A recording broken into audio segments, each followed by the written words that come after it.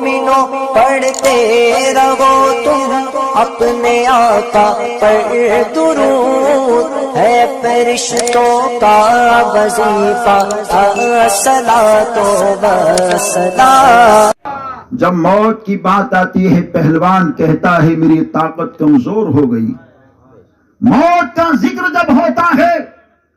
علم و ہنر والا یہ کہتا میرا علم کمزور ہوتا نظر آ رہا ہے۔ بڑے بڑے تسبیح اور دانا لے کر چلنے والوں کے سارے حالات کو دنیا کے لوگوں نے دیکھا، موت کا تذکرہ جب ان کے ساتھ ہوتا ہے، ان کے سامنے ہوتا ہے، خاموش ہو کر کے سوچتے ہیں ہاں ہم کو بھی ایک دن جانا ہے۔ موت کی بات جب آتی ہے تو ایک بیٹی یہ کہتی ہے موت آئی تو اس نے میرے ماں کو مجھ سے الگ کر گئی ہے۔ بیٹا یہ کہتا ہے موت آئی میری ماں کو لے کر کے گئی، موت آئی میرے گھر کو ویران کر کے گئی۔ لوگوں کی بولیاں یہ ہیں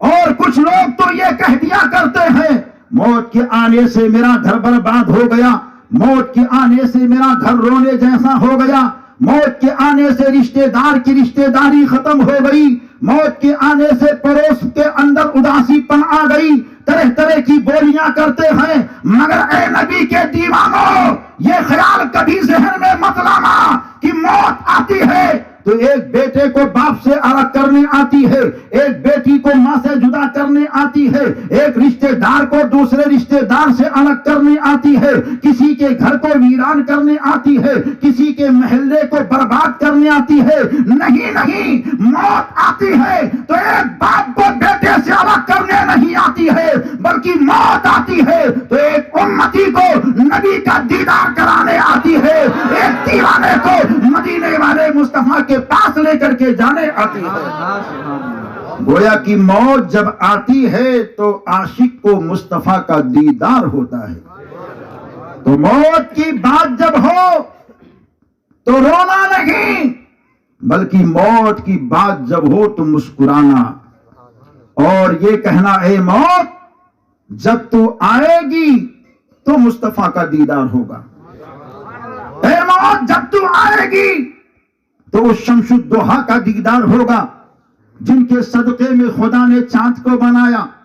جن کے صدقے میں خدا نے سورج کو بنایا،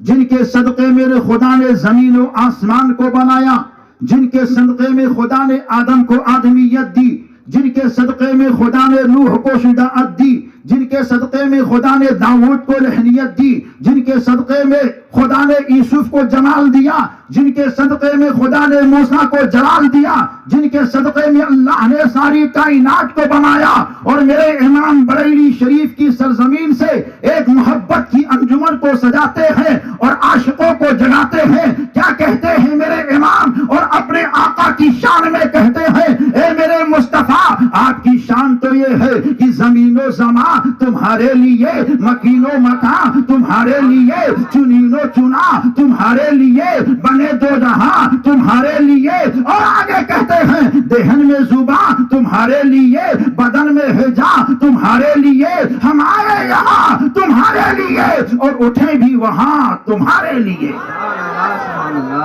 تو اپنے آقا کے لیے یہاں بھی رہو اور اپنے آقا کے لیے وہاں بھی رہو۔